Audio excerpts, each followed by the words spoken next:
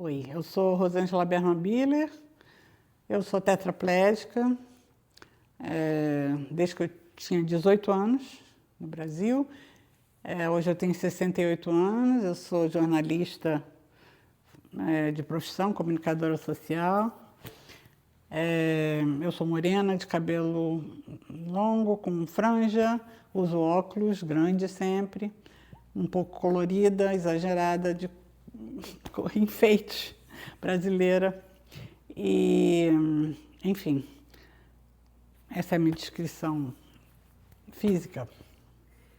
Então, eu queria que você falasse um pouquinho sobre a sua vida no Brasil.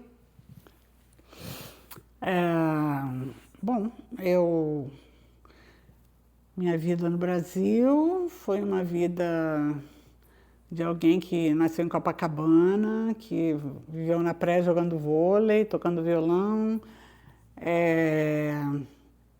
participando das coisas da minha idade, né? Uma época que era mais fácil viver, que a gente saía com 15 anos de casa, ia para o clube, para a boate, e voltava às 4 da manhã de ônibus, tranquilo, etc. E era muito ativa no meu meio também, né? Sempre envolvida com alguma coisa social e tal. Eu entrei na faculdade, fiz comunicação, fiz publicidade também.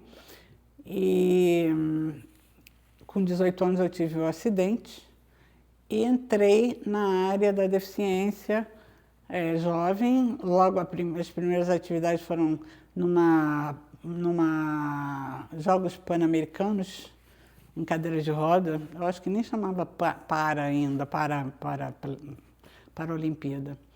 E foi muito legal, porque eu conheci gente da região toda e tal.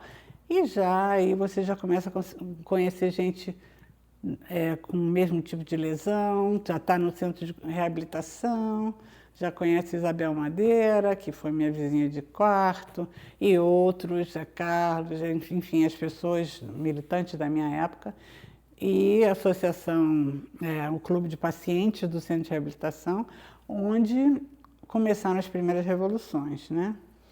Revolução contra a qualidade da comida, revolução contra a falta de acesso em muitos lugares, falta de privacidade nos alojamentos, né? Então, essas eram as nossas bandeiras dentro do centro, do clube de pacientes, né? E dali nasceu a Associação de Deficientes do Rio de Janeiro. Depois, dali, já em preparação para o Ano Internacional da Pessoa com Deficiência, nasceu a Organização Nacional das Pessoas com Deficiência. Eu fui dirigente também da Associação do Rio e da organização. Depois teve a Coalizão Nacional. E assim foi crescendo o movimento no Brasil, até que a gente criou o Centro de Vida Independente, no final dos anos 80, que ainda funciona. E assim foi, quer dizer, nesse meio tempo, eu representei o Brasil na Organização Mundial, no Disabled Peoples International, na Rehabilitation International, e a gente foi começando a se envolver com o movimento internacional. E voltando um pouquinho, né? E na época da Constituinte, você participou, foi para Brasília? Conta um pouco essa história, que eu acho que é muito interessante. Com certeza. Naquela época, a gente estava bem ativo no movimento e tinha também o Instituto Aleijadinho, que foi do Paulo Roberto Moreira, que foi um amigo nosso também, da época do Centro de Reabilitação, e que depois foi para Brasília. Foi uma das primeiras pessoas que, como paraplégico do movimento, se envolveu no governo de alguma maneira e conseguiu abrir portas para a participação do movimento nas reuniões da Constituinte. Então, a gente fez parte da Comissão de Direitos Sociais. Não me lembro exatamente como era o nome da comissão, mas a gente foi. Eu me lembro que a Mel, minha filha, tinha 1 ano e meio ou 2 anos. Foi a primeira viagem de avião que ela fez para Brasília. para dentro do Congresso e tudo, e foi muito marcante, né? Aquela possibilidade de estar entrando nos gabinetes e discutindo nos corredores. Pela primeira vez você viu uma comunidade de pessoas com deficiência participando de um processo como esse. E fez uma diferença muito grande. Foi ali que, pela primeira vez, a gente conseguiu inserir a questão da deficiência em todos os artigos da Constituição. O que depois foi revertido para o que é hoje, que você tem a lei brasileira, né, de inclusão, que reúne tudo em um lugar. E, enfim, tem perspectivas para isso, né? Eu gosto de ter deficiência em todas as coisas, em lugar de só uma, porque quem não conhece essa uma não vai botar em nada. Mas tem vantagens muito grandes em termos de facilitação, talvez, de monitoramento, não sei. Mas, como eu já estou fora do Brasil há 30 anos, eu imagino que isso esteja funcionando bem no Brasil. Mas assim foi, a Constituinte foi o primeiro momento em que o movimento de pessoas com deficiência do Brasil todo, pôde influenciar sobre nossos próprios direitos numa Constituição, né? E conta um pouco sobre o Ano Internacional da Pessoa Deficiente, 1981, né, que foi, deu um gás muito grande para o movimento, tanto no Brasil quanto no mundo. O Ano Internacional foi um momento chave, porque o governo, como membro da ONU, foi convocado, né, quer dizer, pela Assembleia da ONU, a organizar nos seus países reuniões para mobilizar as associações de pessoas com deficiência.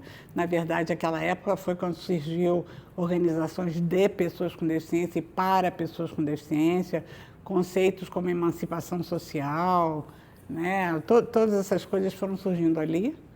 E foi a primeira vez que se juntaram organizações de todas as áreas de deficiência para discutir como é que a gente ia organizar junto com o governo esse ano. Isso foi em 1980 em Brasília.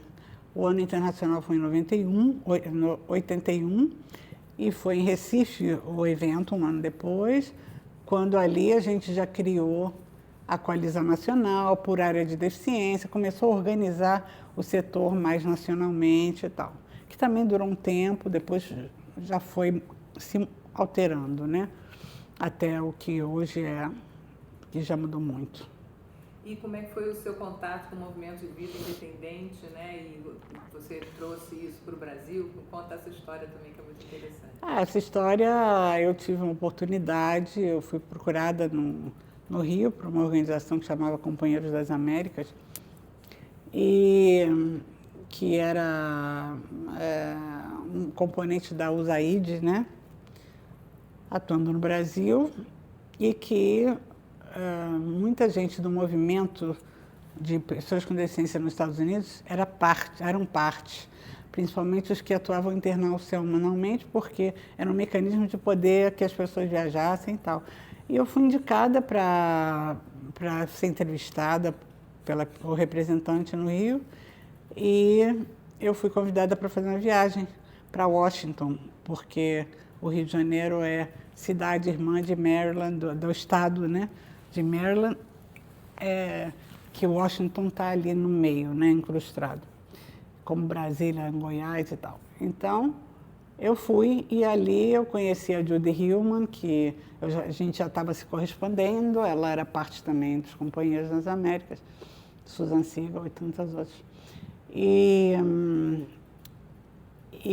quando eu fui, eu conheci o primeiro Centro de Vida Independente, comecei a conhecer as pessoas do movimento, depois eu fui em vários, comecei a fazer parte desse movimento globalmente, né? Coincidiu de isso ser quando o movimento nos Estados Unidos estavam brigando pela ADA, pela American with Disabilities Act, que é a lei americana, que foi a primeira lei mundial sobre deficiência, a melhor, onde todos os países se basearam muito na ADA, até hoje é vanguarda. E a Judy era uma das principais articuladoras, E ela me carregou, me botou no trem, eu conheci ela em Nova York, vimos para Washington, então para uma das caminhadas em frente à Casa Branca e etc. Uma das caminhadas históricas que, por acaso, eu estava lá em algum lugar. E caminhando pelo parlamento, né, com a Judy fazendo campanha pela ADA. Então, isso foi, digamos, em agosto, e quando a gente chegou no Brasil, eu reuni as pessoas do movimento no Rio, e a gente resolveu fundar o CVI do Rio, CVRJ na época, agora CVI Rio, e ali começou um movimento no Brasil que a gente conseguiu formar, trazendo a Judy Hillman, o Adolf Hatzer, o Calicon, com as pessoas principais do movimento, para formar vários grupos no Brasil, e chegamos a ter uma federação com 20 e poucos centros de vida independente no Brasil, que hoje poucos estão ativos. Eu acho que, na verdade, talvez só o do Rio. Mesmo assim, já mudou a cara do movimento, então agora já é um outro momento, né? Outros mecanismos a gente tem para organizar a sociedade civil. Mas foi assim que foi o processo. Fala mais um pouco sobre a Judith Hillman e essa capacidade dela de promover, né, encontros com novas lideranças e sempre exalar essa estrela dela. A Judy era realmente, nem sei, ela foi uma pessoa muito especial.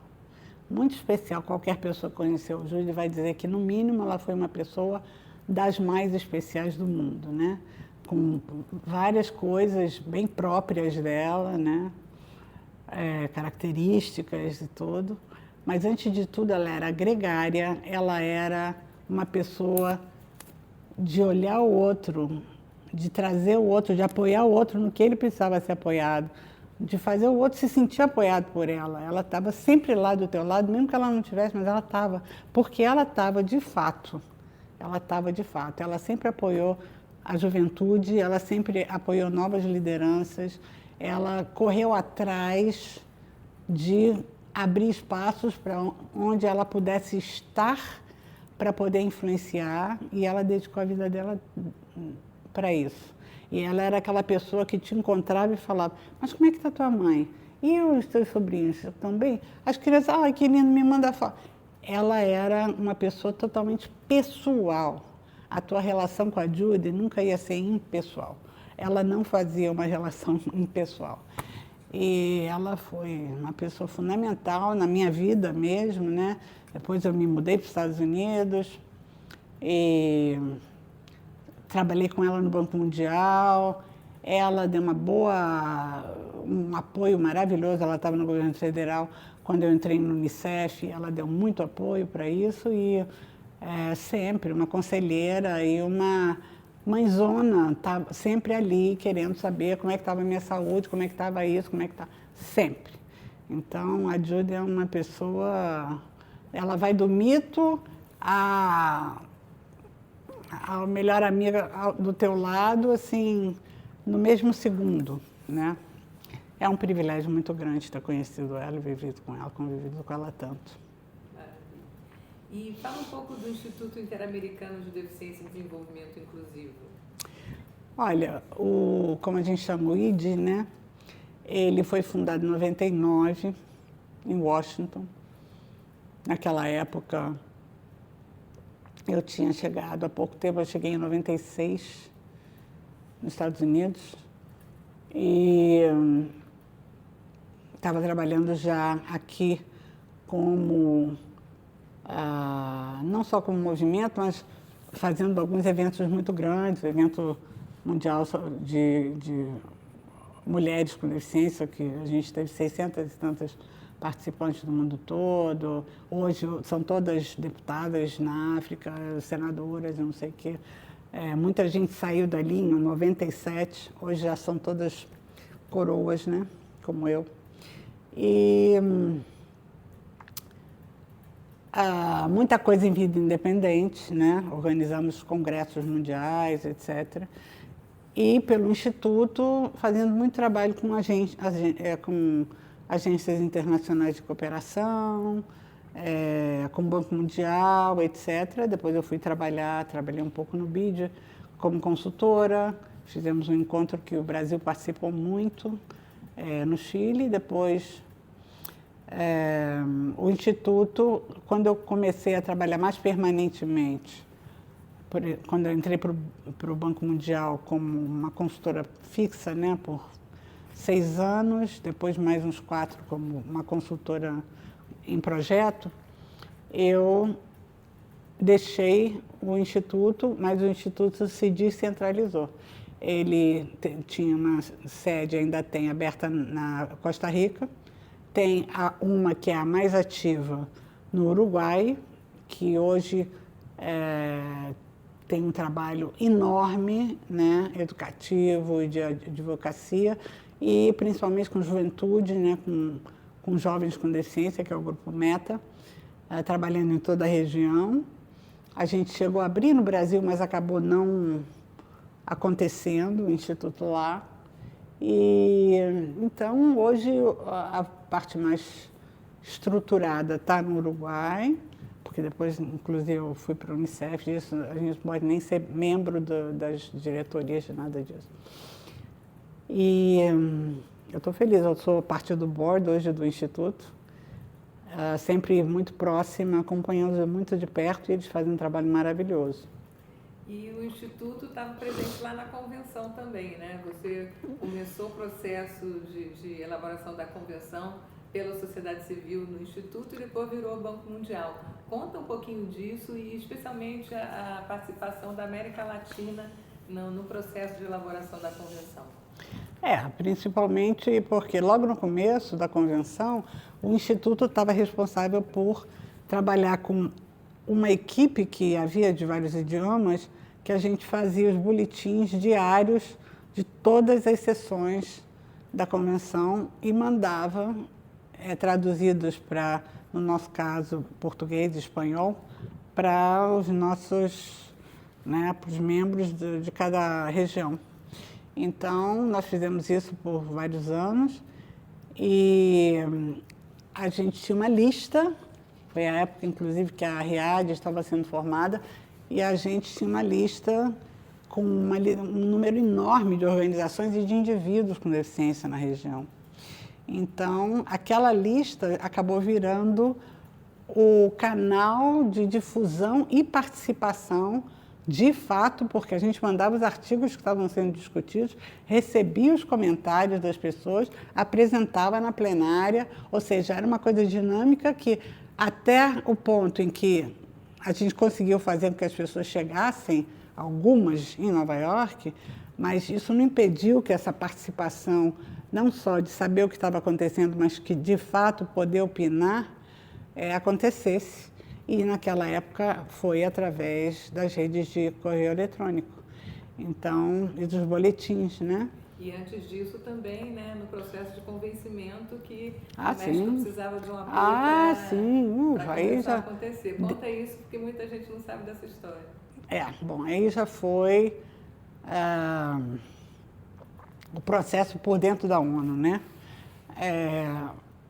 O movimento já falava numa convenção há bastante tempo, sempre tentando articular, sempre muito pelo norte, né? Pelos países que eram mais centrais no movimento, Suécia, Inglaterra, Finlândia, alguns. E,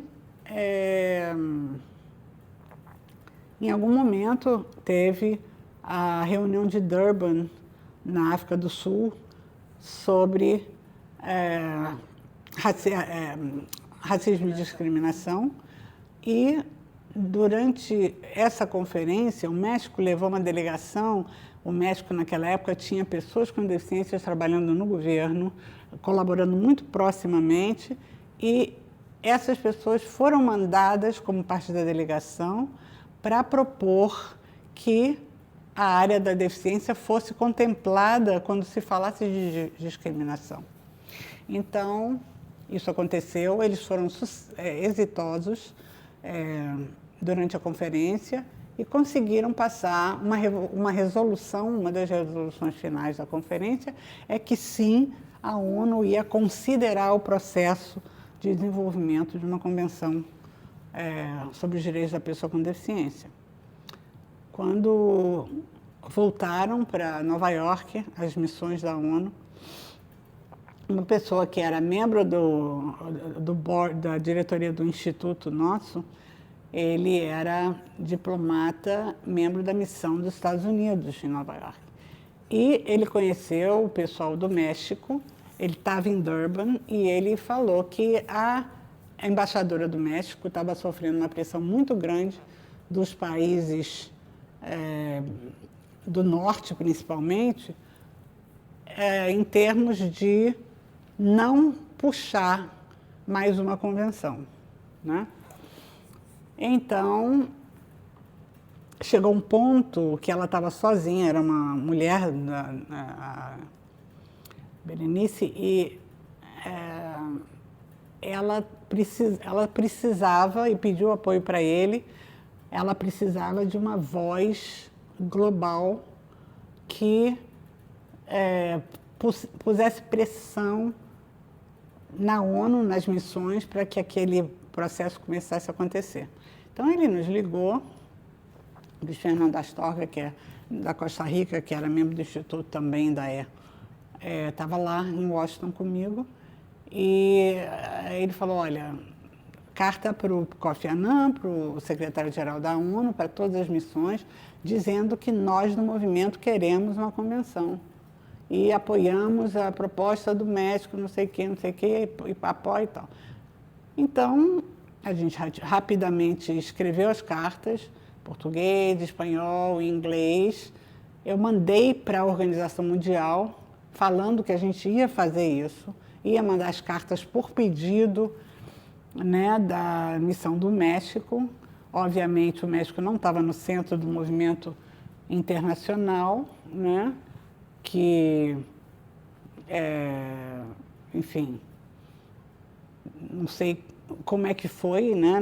Esse processo nunca foi muito reconhecido, né? Porque deveria ter começado por lá, na verdade a gente avisou que ia fazer e não recebeu nada contra e mandou as cartas. E isso permitiu que não sei quantas mil cartas chegassem na mão das missões e que o processo seguisse adiante. Então, eu acho que essa foi uma contribuição do Instituto também bastante relevante, e da América Latina, porque, na verdade, isso tudo começou com o México, e a América Latina, durante todo o processo da convenção, teve uma participação ativa extremamente importante e relevante. E é uma parte da história que não é muito contada mesmo, né? Quem conta somos nós mesmos. Então, aqui estamos. Né? E, enfim, terminou-se o processo da convenção, foi ratificado por 193 países hoje, e você foi trabalhar no Unicef. Conta sobre a sua experiência trabalhando no Unicef.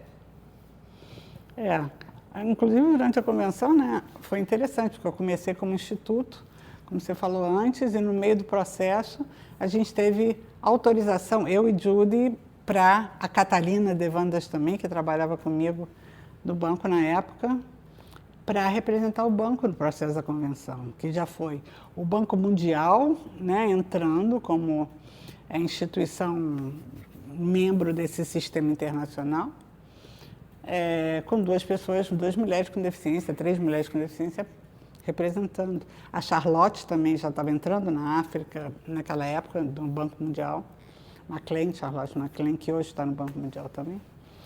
E então teve uma mudança já de foco, mas a gente trazia o background do movimento, né? Sempre. Então, depois disso, alguns anos depois, eu entrei no Unicef em 2011. Eu fui a primeira conselheira sênior em deficiência que existiu no Unicef formalmente, né? Que depois o nosso posto virou de líder global em deficiência.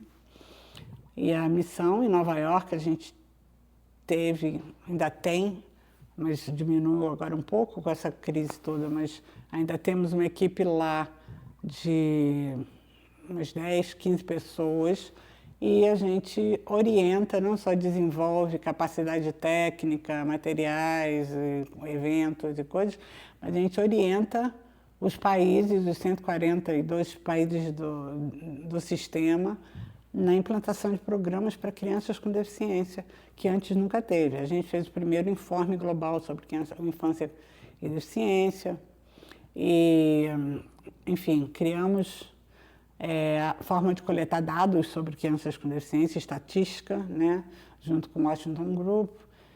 E a contribuição é grande e influenciou o sistema todo. Depois disso, a gente colaborou para o desenvolvimento da estratégia da ONU sobre deficiência, que existe hoje também. Como o Unicef tem a sua estratégia, e assim vamos, né? Agora, vocês veem que com a dinâmica da política mundial, essas coisas todas, cada hora estão num ponto, né? Às vezes estão aqui, às vezes estão aqui, às vezes estão lá, mas podem bater e voltar, né? Se Deus quiser. E fala sobre o manual de atendimento à criança e adolescente com deficiência que o Unicef lançou há pouco tempo e que você, como consultora fora do Unicef começou a implantar na Venezuela. Para que serve? Qual a ideia por trás desse material que é maravilhoso? Ele não é nenhum manual, ele é um curso de conscientização, né, para trabalhadores de linha de frente, né, sobre deficiência e inclusão. Então, ele cobre áreas como o que quer dizer deficiência dentro do modelo de direitos humanos, como foi o que é o modelo assistencial, o que é o modelo médico, o que é o modelo social, o que é o modelo de direitos humanos, porque é importante, a gente está falando para trabalhador de linha de frente, que é a professora da comunidade, o médico da comunidade, o cara que cuida da água e do saneamento básico, da nutrição, né? É o pessoal de emergência, da defesa civil. Então, é o pessoal que trabalha diretamente com as famílias em regiões menos favorecidas, né? E que eles são críticos para fazer uma diferença na vida dessa população, onde muitas vezes os serviços não chegam, mas não se fala de deficiência, eles não sabem nada de deficiência, e essas pessoas, se tiver uma catástrofe climática, quem vai ficar perdido no rio ou dentro de uma casa que despencou de um incêndio vai ser a pessoa com deficiência, porque não tem nenhuma visibilidade. Então, a gente optou, na ONU a gente trabalha muito no nível de política pública, mas, na verdade, se a gente não traz isso para o terreno, o vão entre uma coisa e outra é muitas vezes inalcançável, né? Para você chegar do que está escrito na lei até o que chega no terreno. Então, é um curso de capacitação dessas pessoas, sempre com a participação de pessoas com deficiência, e vão falando das coisas críticas, estigma e discriminação, acessibilidade e desenho universal, a pessoa com deficiência no centro do processo, acomodações razoáveis, etc. São 6 blocos, né, com testemunhos de pessoas com deficiência do mundo todo, de culturas diferentes, falando das suas experiências em cada uma dessas áreas e demonstrando no dia a dia.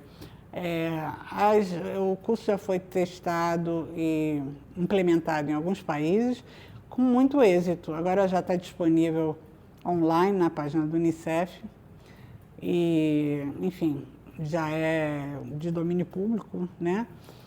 E é uma coisa que vale a pena. Eu acho que trabalhar no nível da política pública é fundamental, mas se não chegar lá na base, tempo perdido. A gente sabe como é que é isso. A política pública depende de um processo político do país que, de uma hora para outra, perde o valor ou ganha o valor, enfim. É mais difícil de você impactar o dia a dia da população com segurança do que se você entra lá embaixo. É só ver a Defesa Civil no Brasil. O pessoal de Defesa Civil no Brasil é super engajado. Eu já fiz um curso há 1000 anos para eles. E eles todos super interessados, porque eles estão vivendo na comunidade, são parte da comunidade, eles sabem o que é necessário lá. Então, isso faz toda a diferença. Eu acho que aí a gente tem que investir mesmo. Não pode ficar só lá em cima, não. Porque ali, uma votação daqui, outra não dá lá, acabou. Então, acho que é legal. Rosângela, olhando para trás, quais que são os pontos altos, tanto da sua carreira quanto do ativismo? Isso é fácil, né? Ponto alto do ativismo, não meu, eu não estou falando de mim, do ativismo, do movimento. Realmente, eu acho que a convenção é um ponto alto porque foi uma conquista do movimento. O Ano Internacional foi um processo diferente e não foi através do movimento, na verdade. Foi um processo da ONU, diplomático, etc. Mas a convenção foi uma conquista do movimento, desde antes de existir até o final. Acho que todos os momentos têm pontos críticos altos, né? O que não significa que isso não possa se perder. Hoje a gente já tem a convenção, mas as pessoas estão desarticuladas, né? Se o movimento não estiver articulado, não só entre as pessoas com deficiência, mas com todos os outros movimentos sociais, a gente sabe que o que determina a inclusão social ou a não inclusão social é o estigma. É o estigma e a discriminação. Não há fórmula até hoje, nem com todas as técnicas que já existem, de várias organizações, inclusive a Unicef, de mudança de comportamento social, a gente não achou a fórmula de combater estigma, discriminação, capacitismo com pessoas com deficiência. Talvez porque a gente só fale de pessoas com deficiência, enquanto o outro só fala de negritude, quando o outro só fala de gênero, o outro só... Então, eu acho que os pontos baixos são, na minha opinião, a incapacidade que a gente ainda tem de se articular como sociedade civil, mas mais do que isso, como ser humano mesmo, né? Porque não adianta a sociedade civil que vai a sociedade é muita coisa, né?